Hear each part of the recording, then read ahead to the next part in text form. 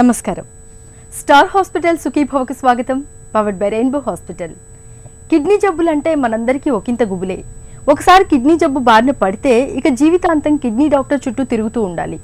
కొన్ని సందర్భాల్లో కిడ్నీ మార్పిడి దాకా కూడా వెళ్లాల్సి ఉంటుంది. అయితే ఇలాంటి దురవస్థను తప్పించే పరిష్కారం క్రియాటిన్ పరీక్ష రూపంలో మనకు ఇవాళ అందుబాటులో ఉంది. తరచూ క్రియాటిన్ పరీక్షను చేయించుకోవడం ద్వారా కిడ్నీల పనితీరును మదింపు చేసుకుంటూ కిడ్నీ జబ్బుల్ని ముందుగానే పసిగట్టి నివారించుకునే అవకాశం ఉంది. క్రియాటిన్ పరీక్ష గురించి ఇప్పుడు తెలుసుకుందాం.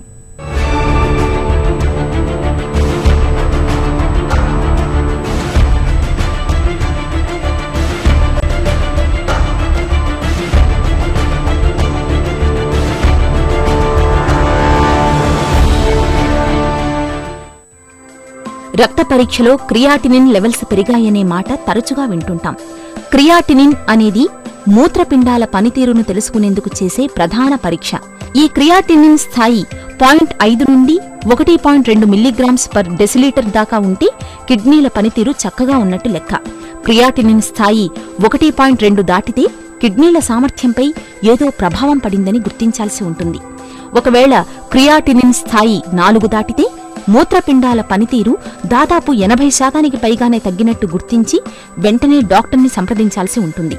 శరీరంలో క్రియాటినిన్ లెవెల్స్ పెరగడానికి కారణాలు హై బీపీ, మధుమేహం, కిడ్నీ ఇన్ఫెక్షన్లు, ప్రొస్టేట్ గ్రంథి వాపు, పెయిన్ కిల్లర్స్ విపరీతంగా వాడటం లాంటివి కనిపిస్తుంటాయి. అందరూ కిడ్నీ జబ్బుతో బాధపడే వ్యక్తులందరికీ కూడా తెలిసే సుపరిచితమైన పదం ఒకటి క్రియాటినిన్ అని ఒకటి ఉంటుంది. క్రియాటినిన్ అనేది ఒక బ్లడ్ టెస్ట్. దాన్ని యూరిన్లో కూడా చేసుకోవచ్చు. దానికి కారణాలు వేరేగా ఉంటాయి. దాన్ని అనాలిసిస్ చేసే పద్ధతి వేరుగా ఉంటుంది. కానీ క్రియాటినిన్ బ్లడ్లో చేసే పరీక్ష అందరూ కిడ్నీ జబ్బున్న పేషెంట్స్కి చాలా సుపరిచితమైనది. చాలామంది ఈ నెంబర్ చూడగానే భయపడుతూ ఉంటారు. ప్రతిరోజు బ్లడ్ టెస్ట్ ఇవ్వగానే ఈ నెంబర్ ఏ విధంగా వస్తుంది, అది ఏ విధంగా పెరుగుతుంది, ఎలా ఉంటుందో ఏమో అనే భయంతో ఉంటారు. కిడ్నీ జబ్బు వచ్చింది అని తెలిసినప్పటి నుంచి చివరి దాకా కూడా వాళ్ళకి ఎప్పుడూ దాన్ని తలుచుకునే ఒకే ఒక నెంబర్ క్రియాటిన్ యొక్క నెంబర్. క్రియాటిన్ అంటే ఏమిటి, ఎందుకు వస్తుంది, ఏమిటని చాలామంది నిజానికి తెలియదు. మన శరీరంలో కండరాల్లో నిర్మితమైన ఒకనొక పదార్థము క్రియాటినిన్తో కూడినటువంటి పదార్థము. అది మనం శరీరం చేసే రకరకాల యాక్టివిటీస్ వల్ల, రకరకాల కార్యక్రమాల వల్ల అది కాస్త విచ్ఛిన్నమై క్రియాటిన్ అనే పదార్థాన్ని రక్తంలోకి విడుదల చేస్తుంది. రక్తంలో విడుదల చేయబడినటువంటి ఈ పదార్థము కిడ్నీ ద్వారా ఫిల్టర్ అయి మూత్రంలో బయటికి వెళ్ళిపోతూ ఉంటుంది. ఎప్పుడైతే కిడ్నీ యొక్క పనితనం తగ్గుతూ ఉంటుందో అది వెళ్లాల్సిన దానికంటే తక్కువ మోతాదులో వెళ్తుంది కాబట్టి అది రక్తంలో ఎక్కువగా పెరిగిపోతూ ఉంటుంది. అనగా కిడ్నీ ఫిల్టర్ చేసే ఒక గుణాన్ని అది మనకి రక్తంలో పెరిగిపోవడం ద్వారా ఆ గుణం తగ్గింది అనే విషయాన్ని మనకు తెలియజేస్తూ ఉంటుంది. క్రియాటిన్ని మనం అత్యంత ప్రధానమైనటువంటి కిడ్నీ పనితనానికి ఒక సూచికగా మనం వాడుకోవడం జరుగుతూ ఉంటుంది. అయితే మనిషి ఒక అడల్ట్ ఒక 18-20 సంవత్సరాలు దాటిన తర్వాత ప్రతి మనిషికి కూడా సుమారుగా 0.6 నుంచి 1.2 దాకా ఈ క్రియాటిన్ నార్మల్గా మనం చెప్పబడుతూ ఉంది. ఎప్పుడైతే 1.2 కంటే ఎక్కువగా ఉంటుందో కిడ్నీ యొక్క పనితనం కొంచెం మార్పు చెందింది అని చెప్పవచ్చు. సాధారణంగా రఫ్గా చెప్పాలనుకుంటే 1.5 కంటే ఎక్కువగా ఉంది అని చెప్పుకుంటూ ఉంటారు. కానీ నిజానికి 1.5 కూడా అబ్నార్మల్, 1.4 కూడా అబ్నార్మల్. ఆరోగ్యవంతులైనటువంటి ఒక వ్యక్తికి 1.3 అంతకంటే ఎక్కువగా ఉంటేను, ఆరోగ్యవంతురాలైనటువంటి ఒక స్త్రీకి 1.2 కంటే ఎక్కువగా ఉంటేను కిడ్నీ యొక్క పనితనం కొంచెం మార్పు చెందింది లేదా కొద్దిగా తగ్గింది అనుకోవడం అన్నది మనకి అలవాటు. క్రియాటినిన్ నిజానికి కిడ్నీ యొక్క పనితనం 50% పైగా తగ్గితే తప్ప పెరగదు. సో కాబట్టి కిడ్నీ యొక్క పనితనం కొంచెంగా తగ్గింది అనగా క్రియాటినిన్ 1.5, 1.6 దాకా వచ్చిందంటే కిడ్నీ యొక్క పనితనం 50% పైగా తగ్గిపోయినట్టే. అలా చెప్తే కూడా చాలామంది భయపడుతూ ఉంటారు. అంటే మీ క్రియాటినిన్ కొద్దిగా పెరిగినప్పుడే 50% తగ్గిపోతే, మరి 1.5కి 50% తగ్గిపోతే 9-10 అలా క్రియాటినిన్ ఉన్నప్పుడు ఆ మిగతా 50% తేడా వస్తుందా అన్నది పేషెంట్స్ అందరూ తెలుసుకోవాల్సిన విషయం. కాబట్టి క్రియాటినిన్లో వచ్చే అత్యంత చిన్న మార్పులకి చాలా భయపడాల్సిన అవసరం ఏమీ లేదు. ఉదాహరణకి 3.8 ఎప్పుడు 3.5, 3.8 ఉండే క్రియాటిన్ ఉన్నటువంటి ఒక వ్యక్తి ఒకసారిగా 4.2 వస్తే చాలా భయపడిపోతూ ఉంటాడు. వెంటనే పరిగెత్తుకొని వచ్చేసి 3.8 కాస్త 4.2 అయిపోయిందండి అని అంటూ ఉంటారు. అంటే కిడ్నీలో చాలా పెద్ద రకమైన మార్పు జరిగింది అనుకుంటూ ఉంటారు. నిజానికి ఇక్కడ పెద్ద భయపడాల్సిన అవసరం ఏమీ లేదు. అయితే ప్రాబ్లం ఏమిటంటే క్రియాటిన్లో చాలా పెద్ద మార్పులు జరగాలి అంటే కిడ్నీ పనితీరులో చాలా పెద్ద మార్పులు ఇంకా జరగాల్సిన అవసరం ఉంటుంది. సో కాబట్టి క్రియాటిన్ని మారుతున్నటువంటి కిడ్నీ యొక్క పనితనానికి అద్భుతమైన సూచికగా వాడడం చాలా సందర్భాల్లో మనకి మంచి కష్టంగా అనిపిస్తూ ఉంటుంది. కాబట్టి మనం దాన్ని యాజ్ ఇట్ ఈస్గా క్రియాటినిన్ ఇంత ఉంది కాబట్టి ఇంత కిడ్నీతనం పని తగ్గింది, క్రియాటినిన్ ఆధారంగా మనము కిడ్నీలో మార్పులు జరిగాయి కాబట్టి మనం ఇప్పుడు ఇలా చేసుకోవాలి, ఇప్పుడు డయాలసిస్ మొదలు పెట్టాలి, ఇలాంటివన్నీ చెప్పడం అనేది సాధారణంగా సాధ్యం కాదు. సో కాబట్టి క్రియాటినిన్ అనే పదార్థాన్ని మనం పరీక్ష చేసుకోవాల్సిన అవసరం ఉంటుంది కాబట్టి, కానీ దానినే ఆధారంగా తీసుకొని అన్ని నిర్ధారించడము నిర్దేశించడం అన్నది మంచిది కాదు. క్రియాటిన్ అనేది ఓ రసాయనం. ఇది కండరాలకు శక్తిని అందించేందుకు తోడ్పడుతుంది. ఈ క్రియాటిన్ నుండి ఉత్పన్నమయ్యే వ్యర్థ పదార్థమే క్రియాటినిన్. సాధారణంగా అయితే కిడ్నీలు రక్తంలోని క్రియాటినిన్ను ఎప్పటికప్పుడు క్లియర్ చేస్తూ ఉంటాయి. రక్తంలో క్రియాటినిన్ లెవెల్స్ పెరిగాయంటే కిడ్నీల పనితీరు దెబ్బతిందని అనుమానించాలి. మధుమేహం, అధిక రక్తపోటు ఈ రెండు కిడ్నీల పాలిటి రాహుకేతువులు. దీర్ఘకాలికంగా బీపీ, షుగర్ నియంత్రణలో లేకపోతే కిడ్నీల పనితీరు మెల్లగా తగ్గుముఖం పడుతుంది. హఠాత్తుగా కిడ్నీ ఫెయిల్యూర్ సంభవించడమో, కిడ్నీలో ట్యూమర్లు ఉండటమో, మూత్రనాళ మార్గం బ్లాక్ అయిపోవడమో, విపరీతమైన డీహైడ్రేషన్కు గురై ఉండడమో లాంటి కారణాలు కూడా కనిపిస్తుంటాయి. కిడ్నీ జబ్బుతో బాధపడుతున్నటువంటి వారిలో ఈ క్రియాటినిన్ పదార్థము ఒకే రేంజ్లో కొంచెం చిన్న చిన్న మార్పులు జరుగుతూ ఉంటాయి. ఉదాహరణకి 3లో ఎప్పటికీ 3, 3.1, 3.2, 3.4 ఉన్నటువంటి క్రియాటినిన్ కొన్ని సందర్భాల్లో 2.9 రావచ్చు, మళ్ళీ 3.1కి రావచ్చు. అలాగే 3.7 ఉన్నటువంటి వ్యక్తి 3.2కి రావచ్చు, 3.5కి రావచ్చు. అయితే ఈ చిన్న చిన్న మార్పులని కిడ్నీ చాలా బాగైందని చెప్పి అనుకోవడము, కిడ్నీ మరింత పాడైపోయిందని అనుకోవడము, క్రియాటినిన్ పోయినసారికి ఇప్పటికీ 0.3 చొప్పున పెరిగిందండి అని చెప్పి భయపడుతూ ఉంటారు. అలాగే చాలా ఆనందంగా వచ్చేసి ఎప్పుడూ 3.2 వచ్చేది ఇప్పుడు 2.9 వచ్చిందండి, కిడ్నీ బాగవుతున్నట్టుగా ఉందండి అని అనుకుంటూ ఉంటారు. నిజానికి క్రియాటిన్లో ఉన్నటువంటి ఈ సూక్ష్మాతి సూక్ష్మమైనటువంటి తేడాలని వాటి పెద్దగా ఊహించి చాలా బాగా ఉందని అనుకోవడం అనేది మంచిది కాదు. అయితే క్రియాటిన్ అనేది చాలా నెమ్మదిగా నిశ్శబ్దంగా మీ శరీరంతో సంబంధం లేకుండా, మీతో సంబంధం లేకుండా, కొన్ని సందర్భాల్లో మీరు తీసుకున్నటువంటి ట్రీట్మెంట్తో కూడా సంబంధం లేకుండా నెమ్మదిగా పెరుగుతూ ఉంటుంది. చిన్న చిన్న ఫ్లక్చుయేషన్స్ సహజంగానే మన శరీరంలో మామూలుగా ఉన్నప్పుడు కూడా ఎలా జరుగుతాయో అది కిడ్నీ బాగలేని సందర్భంలో కూడా జరుగుతూ ఉంటాయి. కాబట్టి చిన్న చిన్న మార్పుల గురించి మనం పెద్దగా చింతించాల్సిన అవసరం లేదు. క్రియాటినిన్ ఒకదాని తర్వాత ఒకటి నెమ్మదిగా పెరుగుతూ ఉంటుంది. అంటే 2లోంచి 3, 3లోంచి 4, 4లోంచి 5 వెళ్తూ ఉంటుంది. అది మీరు ఎంత తరచూ క్రియాటినిన్ పరీక్ష చేసుకుంటున్నారు దాన్ని బట్టి కూడా ఉంటుంది.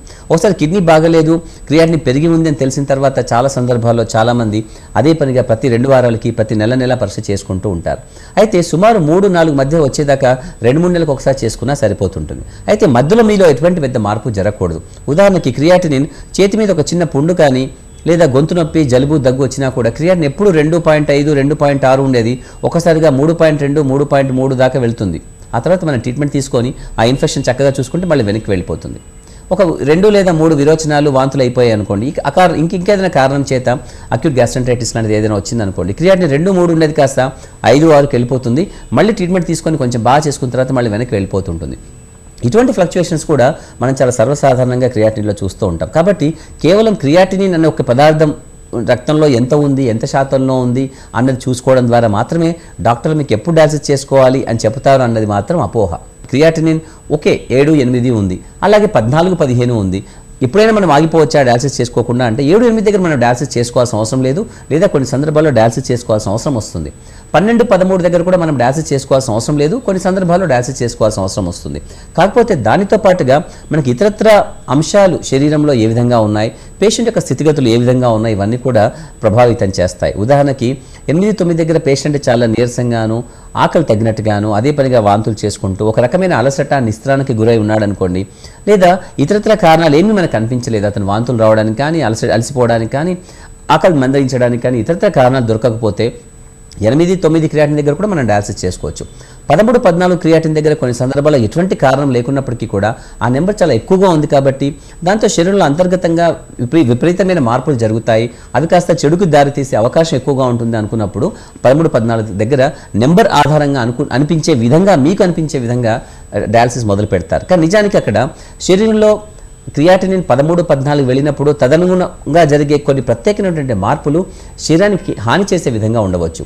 ఉదాహరణకి క్రియాటినిన్ అనేది నిజానికి కేవలం ఒక చెడు పదార్థం అని అనుకోవడానికి కాదు, క్రియాటిన్తో పాటుగా అనేక చెడు పదార్థాలు, ఉదాహరణకి మనకి ఒక 200-250 చెడు పదార్థాలు కిడ్నీ పాడైపోయినప్పుడు రక్తంలో పేరుకుపోతూ ఉంటాయి. అందులో 150-200 పదార్థాల దాకా మనం పేర్లు ఏదో పెట్టుకున్నాం, అయినప్పటికీ కూడా ఇంకొక 100-150 పదార్థాలకు మనం ఇప్పటిదాకా పేరు కూడా పెట్టలేదు. ఇవన్నీ రకరకాల చెడు పదార్థాలు, విష పదార్థాలు, మలిన పదార్థాలు, అనవసరమైన పదార్థాలు, వీటన్నిటికీ సూచికగా రిప్రజెంటేటివ్గా మనం కేవలం ఒక క్రియాటినిన్ వాడుతూ ఉంటాం. సో కాబట్టి క్రియాటినిన్ పెరిగింది అని అంటే దానికి తోడుగా అనేక విష పదార్థాలు మూలకాలు కూడా పెరిగి ఉంటాయి అని మనం అనుకుంటాం కాబట్టి వాటి ప్రభావం శరీరం మీద చెడుగా పడవచ్చు. గుండె మీద కానీ, మెదడు మీద కానీ, నరాల మీద కానీ, కండరాల మీద, ఎముకల మీద, చర్మం పైన, పేగుల మీద, కడుపు మీద కానీ ఎక్కడైనా రకరకాల ప్రభావం చూపిస్తుంది. కాబట్టి వాటి ప్రభావం వల్ల శరీరం దెబ్బతినే అవకాశం ఉంటుంది. కాబట్టి క్రియాటినిన్ అనే ఆధారంగా క్రియాటినిన్ మాత్రమే కాదు, దానికి తోడుగా క్రియాటినిన్ ఇంత మేరకి పెరిగితే దానికి తోడుగా ఇంత మేరకి ఇతరత్రా చెడు పదార్థాలు కూడా పెరుగుతాయని అనుకుంటాం. కాబట్టి మనం వాటిని తీసివేయడం కోసం మనం డయాలసిస్ చేస్తూ ఉంటాం. క్రియాటినిన్ లెవెల్స్ 1.5 దాటితే డాక్టర్ని సంప్రదించాల్సి ఉంటుంది. డాక్టర్ అవసరం మేరకు బీపీ, షుగర్, కొలెస్ట్రాల్ లాంటి పరీక్షలు కూడా చేయించవచ్చు. క్రియాటినిన్ లెవెల్స్ పెరగడానికి కారణాన్ని ఖచ్చితంగా కనుక్కుంటే దానికి తగిన చికిత్స అందచేయవచ్చు. క్రియాటినిన్ లెవెల్స్ పెరగకుండా కిడ్నీలు సురక్షితంగా ఉండాలంటే నిత్యం సమతులాహారం తీసుకోవాలి. ఓ గంట పాటు వ్యాయామం చేయాలి. ధూమపానం, మద్యపానాలకు దూరంగా ఉండాలి. అనవసరంగా పెయిన్ కిల్లర్స్ వాడకూడదు. ఇప్పుడు స్టార్ హాస్పిటల్ సమర్పించు హెల్త్ న్యూస్ మీకోసం. అతిగా మద్యం తాగుతున్నారా? అయితే కాస్త జాగ్రత్తగా ఉండండి. దీంతో గుండె వేగం పెరగడమే కాదు, గుండె లయ కూడా క్రమం తప్పే అవకాశం ఉంటుందని హెచ్చరిస్తున్నారు పరిశోధకులు. ఎక్కువగా మద్యం తాగే అలవాటు గల వారికి గుండె పైగదులు వేగంగా అస్తవ్యస్తంగా కొట్టుకోవడం అనే ముప్పు పొంచి ఉంటోందని తాజా అధ్యయనంలో వెల్లడైంది. మద్యం అలవాటు లేని వారితో పోలిస్తే అతిగా తాగేవారిలో ఈ ముప్పు 50% వరకు పెరుగుతున్నట్టు గుర్తించారు. మద్యానికి సహజంగానే గుండె కొట్టుకునే సామర్థ్యాన్ని దెబ్బతీసే గుణం ఉంది. మద్యపానం వ్యసనంగా మారుతున్న కొద్దీ ఛాతీ నొప్పి, శ్వాస సరిగా తీసుకోలేకపోవడం వంటి లక్షణాలు కనిపిస్తాయి. గుండె విఫలం కావటం, పక్షవాతం వచ్చే అవకాశాలు కూడా పెరుగుతాయి. అందుకే గుండె ఆరోగ్యంగా ఉండడానికి అసలు మద్యం జోలికి వెళ్లకపోవడమే మంచిదని పరిశోధకులు సూచిస్తున్నారు. చలికాలంలో వణికించే చలితో పాటు కీళ్ల నొప్పుల బాధలు కూడా పెరుగుతూ ఉంటాయి. ముఖ్యంగా ఒంట్లోని కీళ్లన్నీ బిగుసుకుపోయి కదలకుండా మొరాయిస్తూ ఉంటాయి. మోకాళ్ల నొప్పులు, కీళ్లవాతంతో బాధపడే వాళ్ళకి ఉదయాన్నే లేవడం అనేది నరకప్రాయంగా ఉంటుంది. చలికాలంలో వేధించే కీళ్ల నొప్పుల నుంచి ఉపశమనం కోసం ఏం చేయాలో, ఎలాంటి జాగ్రత్తలు తీసుకోవాలో ఇప్పుడు తెలుసుకుందాం.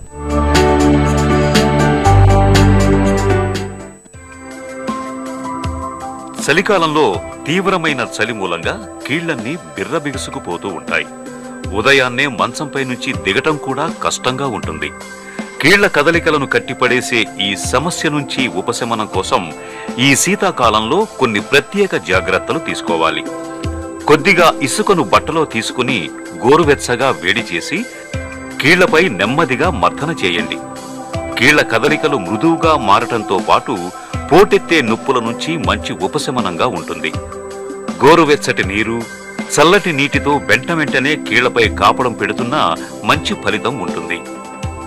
రాత్రి పడుకున్నప్పుడు మోకీళ్ల చుట్టూ క్రేప్ బ్యాండేజ్ చుట్టడం లేదా దిండును గాని, టర్కీ టవల్లు గాని గుండ్రంగా చుట్టి మోకాళ్ల కిందుగా పెట్టుకుని పడుకుంటే మంచిది. కీళ్ల నొప్పులు మరీ తీవ్రంగా ఉన్నప్పుడు నువ్వుల నూనెలో కొద్దిగా కర్పూరం కలిపి ఆ తైలాన్ని కీళ్లపై నెమ్మదిగా మర్దన చేయండి. ఈ జాగ్రత్తలు శీతాకాలంలో కీళ్ల బాధల నుంచి మంచి ఉపశమనాన్ని అందిస్తాయి. తొలి కాన్పు సిజేరియన్ అయితే రెండోసారి కాన్పు కూడా సిజేరియనే అవుతుందనే నమ్మకం మనలో చాలా మందిలో కనిపిస్తుంది. ఈ నమ్మకంతోటే రెండోసారి గర్భం ధరించినప్పుడు మానసికంగా సిజేరియన్ చేయించుకోవడానికి సిద్ధపడిపోతూ ఉంటారు. నిజానికి ఒక కాన్పు సిజేరియన్ అయితే తర్వాతి కాన్పు కూడా ఖచ్చితంగా సిజేరియనే అవ్వాలని ఏవీ లేదు. సిజేరియన్ అవ్వచ్చు లేదా మామూలు కాన్పు కూడా కావచ్చని చెప్తారు డాక్టర్లు. సిజేరియన్ను ఎప్పుడు ఎలాంటి పరిస్థితుల్లో చేస్తారో, రెండోసారి కూడా సిజేరియన్ చేయాల్సిన పరిస్థితులు ఎప్పుడు ఎదురవుతాయో డాక్టర్ని అడిగి ఇప్పుడు తెలుసుకుందాం.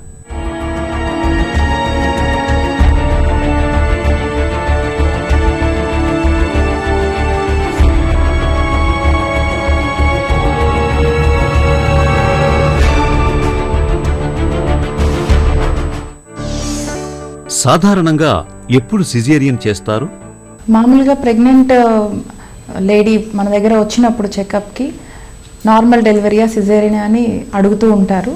కొన్ని పరిస్థితుల్లో కేవలం సిజేరియన్ డెలివరీ మాత్రమే చేయాల్సిన అవసరం ఉండొచ్చు. నార్మల్ చేయాలి అన్న ప్రయత్నము చేసినా కూడా కొన్ని పరిస్థితులు మాత్రం సిజేరియన్ డెలివరీయే చేయాలి. అవి పేషెంట్ని మొదటి నుంచి చూస్తున్నప్పుడు వాళ్ళ కండిషన్ని చూసి ముందుగా చెప్పడం జరుగుతుంది.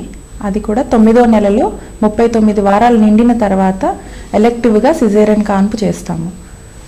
వాటిల్లో మొదటిగా ఇంతకుముందు 2 పెద్ద ఆపరేషన్లు అయినప్పుడు మాయ పూర్తిగా గర్భసంచి ద్వారం మీద ఉన్నప్పుడు, ప్లాసెంటా ప్రీవియా అంటాము, గర్భసంచిలో గడ్డలు ఏమన్నా ఉన్నప్పుడు ఆ గడ్డలు ద్వారానికి అడ్డం వస్తాయి అనే అనుమానం వచ్చినప్పుడు, నెలలు నిండకుండానే ఉమ్మనీరు పడిపోయిన వాళ్ళకి బేబీ 9వ నెలలో అడ్డంగా కానీ మునికాళ్లతో కానీ ఉందని మనకు స్కానింగ్లో తెలిసినప్పుడు, బేబీ బరువు 4 కేజీల కన్నా ఎక్కువ ఉన్నప్పుడు, ఇలాంటి సందర్భాల్లో ముందుగానే సిజేరియన్ చేయాల్సిన అవసరం ఉండొచ్చు అని చెప్పడం జరుగుతుంది.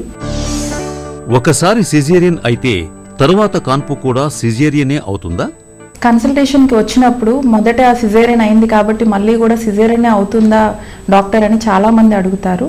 ఆల్మోస్ట్ 99% మంది ఇదే దాంతో హాస్పిటల్కి వస్తారు. కానీ వాళ్ళది కండిషన్ చూసి ఇంతకుముందు సిజేరియన్ ఎక్కడ అయింది, ఎప్పుడైంది, ఎలాంటి కాన్పుకి ముందు తర్వాత ఏమన్నా కాంప్లికేషన్స్ అయినాయా, వేరే విషయాలు కొన్ని చూసి వాళ్ళకి నార్మల్గా సాధారణ కాన్పు అయ్యే అవకాశం ఉందా లేదా అనేది చెప్పడం జరుగుతుంది. అలా ప్రయత్నించిన వాళ్ళల్లో 60 నుంచి 70% సక్సెస్ కూడా చూస్తున్నాము.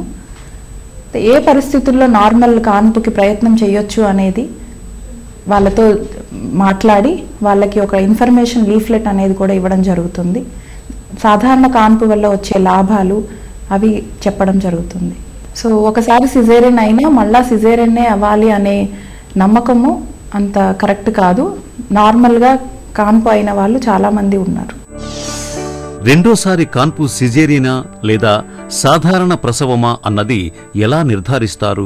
మొదట సిజేరియన్ అయిన తర్వాత రెండోసారి గర్భము దాల్చినప్పుడు వాళ్ళు మొదట 3 నెలల లోపల మా దగ్గర చెకప్కి వచ్చినప్పుడు ఇంతకుముందు సిజేరియన్ అయిన పరిస్థితులు కనుక్కొని వాళ్ళ సిజేరియన్కి ఇప్పటికీ మధ్య తేడా కనీసం 2 సంవత్సరాల కన్నా ఎక్కువ ఉన్నప్పుడు, బేబీ బరువు 4 కేజీల కన్నా తక్కువ ఉంటే గనక వాళ్ళకి మళ్ళీ నార్మల్ అయ్యే అవకాశం ఉందని చెప్తాము.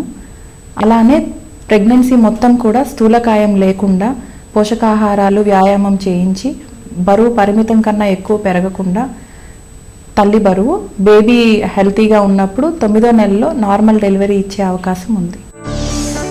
రెండో కాన్పు కూడా సిజేరియన్ అయ్యే అవకాశాలు ఎవరికి ఎక్కువ?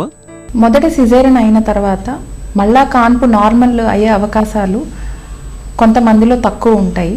వాళ్ళతో మాట్లాడేటప్పుడు 9వ నెలలో ఈ విషయాల గురించి చర్చించడం జరుగుతుంది. వాళ్ళకి స్థూలకాయం అంటే బిఎంఐ అనేది 30 కన్నా ఎక్కువ ఉన్నప్పుడు, బేబీ వెయిట్ ఇప్పుడు 4 కేజీల కన్నా ఎక్కువ ఉన్నప్పుడు, ఇంతకుముందు సిజేరియన్ చేసేటప్పుడు కానీ తర్వాత పోస్ట్ ఆపరేటివ్లీ కాంప్లికేషన్స్ ఏమన్నా వచ్చాయని తెలిసినప్పుడు, ఇంకా కొన్ని కండిషన్స్ లైక్ ఇంతకుముందు సిజేరియన్ కుట్లు అడ్డంగా ఉన్నాయా నిలువుగా ఉన్నాయా గర్భసంచి పైన అనే విషయం తెలుసుకొని నోట్స్లో చూసి అలాంటి వాళ్ళకి మళ్ళీ నార్మల్ ప్రయత్నం అంత సేఫ్ కాదు అని చెప్పడం జరుగుతుంది.